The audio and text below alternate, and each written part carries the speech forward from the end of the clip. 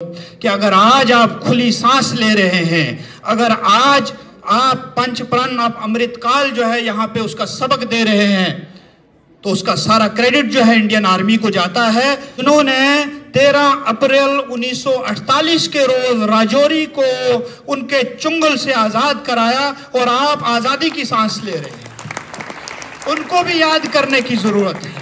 जो 5 प्रण है जो हमारे ऑनरेबल वजीर आजम हिंद नरेंद्र मोदी जी ने जो दिए हैं, चलने की भी कोशिश करें, खाली सुनने और सुनाने से जो है कोई ज़्यादा फर्क नहीं पड़ता है। हमें अपने ड्यूटीज़ को भी समझना चाहिए।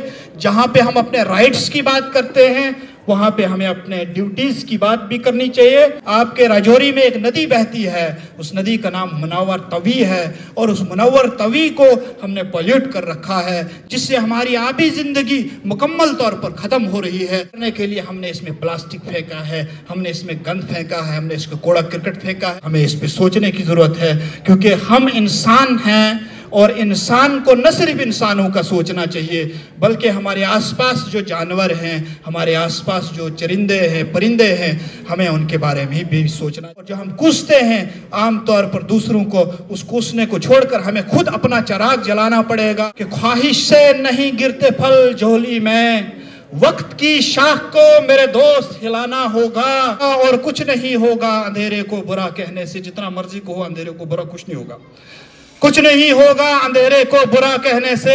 अपने हिस्से का दिया हमें खुद ही जलाना होगा। शुक्रिया। पुराना है, जो मौजूदा वक्त के एडमिनिस्ट्रेटर्स हैं या यहाँ के स्टूडेंट्स हैं, वो इस चीज़ से बाखबर नहीं होंगे। आज से 20 साल पहले जब मैं राजौरी आया था राजौरी देखने के लिए, तो सबसे पहले राजौरी में मैं इसी स्कूल में आया था, और सबसे पहले जिस शख्सियत से मेरी मुलाकात हुई थी राजौरी में, वो A.K. बडियाल साहब थे।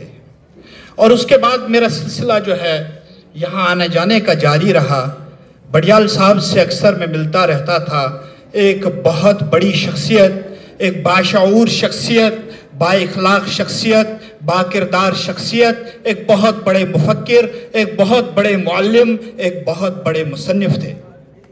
और आज इस स्टेज से मैं उनको खराज अकीदत पेश करता हूँ, जिन्होंने राजौरी के लिए, राजौरी के समाज के लिए, राजौरी में तालीम के मैदान को आगे बढ़ाने के लिए बहुत अहम काम किया है।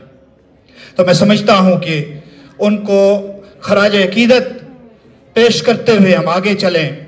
और मैं साथ ही साथ इस स्टेज से आपको ये भी कहना चाहता हूँ कि राजौरी के ऊपर 1947 में कब्जा हो गया था। मैं आपको याद दिलाना चाहता हूं कि अगर आज आप खुली सांस ले रहे हैं, अगर आज आप पंचप्राण आप अमृतकाल जो है यहाँ पे उसका सबक दे रहे हैं, तो उसका सारा क्रेडिट जो है इंडियन आर्मी को जाता है, जिन्होंने 13 अप्रैल 1948 के रोज राजौरी को उनके चुंगल से आजाद कराया और आप आजादी की सांस ले रहे हैं। उनको भी याद करने की जरूरत है, उन्हें भी सलाम करने की जरूरत है, आज उन्हें भी ट्रिब्यूट पेश करने की जरूरत है।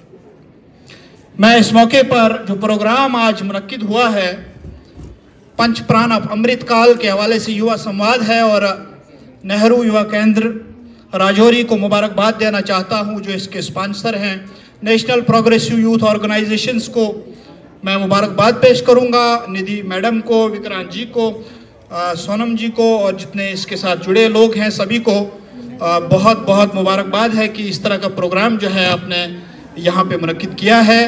और इसमें जो 5 प्रण हैं जो हमारे ऑनरेबल वजीर आजम हिंद नरेंद्र मोदी जी ने जो दिए हैं, उनमें से अगर हम चलने की भी कोशिश करें, खाली सुनने और सुनाने से जो है कोई ज़्यादा फर्क नहीं पड़ता है। विश्वप्रीत ने बहुत अच्छी बात यहाँ पे की है कि भाई हम गलियों में अपने कूड़ा करकट तो देखते हैं, लेकिन उसको उठाने की कोशिश नहीं करते हैं। हमें अपने ड्यूटीज़ को भी समझना चाहिए। जहाँ पे हम अपने राइट्स की बात करते हैं, वहाँ पे हमें अपने ड्यूटीज़ की बात भी करनी चाहिए। अगर आपके आसपास कूड़ा करकट पड़ा हुआ है, तो म्यूनिसिपैलिटी को कूसने से अच्छा है कि आप खुद उसे साफ कर सकते हैं। आपके राजौरी में एक नदी बहती है, उस नदी का नाम मुनव्वर तवी है, और उस मुनव्वर तवी को हमने पॉल्यूट कर रखा है, जिससे हमारी आबी ज़िंदगी मुकम्मल तौर पर ख़त्म हो रही है। अगर सर्वे किया जाए तो आपको बहुत सारे ऐसे फैक्ट्स सामने आ जाएंगे कि जो आपकी तवी है, जो आपका ये रिवर है, जो आपकी स्ट्रीम है, इसमें जो आबी ज़िंदगी, जो एक्वा लाइफ है, वो मुकम्मल तौर पर अब ख़त्म हो रही है। इसलिए ख़त्म हो रही है क्योंकि इस आबी ज़िंदगी को ख़त्म करने के लिए हमने इसमें प्लास्टिक फेंका है, हमने इसमें गंद फेंका है, हमने इसमें कूड़ा करकट फेंका है। तो हमें इस पर सोचने की ज़रूरत है, क्योंकि हम इंसान हैं और इंसान को न सिर्फ इंसानों का सोचना चाहिए, बल्कि हमारे आसपास जो जानवर हैं, हमारे आसपास जो चरिंदे हैं, परिंदे हैं, हमें उनके बारे में भी सोचना चाहिए। इसलिए ये ज़रूरी है कि राइट्स के साथ साथ में हमें अपनी ड्यूटीज़ का भी ख्याल रखना पड़ेगा। और जो हम कूसते हैं, आम तौर पर दूसरों को उस कूसने को छोड़कर हमें खुद अपना चिराग जलाना पड़ेगा। और मैं इस शेर से अपनी बात ख़त्म करूँगा कि ख्वाहिश से नहीं गिरते फल झोली में, वक्त की शाख को मेरे दोस्त हिलाना होगा, वक्त की शाख को मेरे दोस्त हिलाना होगा। और कुछ नहीं होगा अंधेरे को बुरा कहने से, जितना मर्जी को हो अंधेरे को बुरा कुछ नहीं होगा, कुछ नहीं होगा अंधेरे को बुरा कहने से, अपने हिस्से का दिया हमें खुद ही जलाना होगा। शुक्रिया।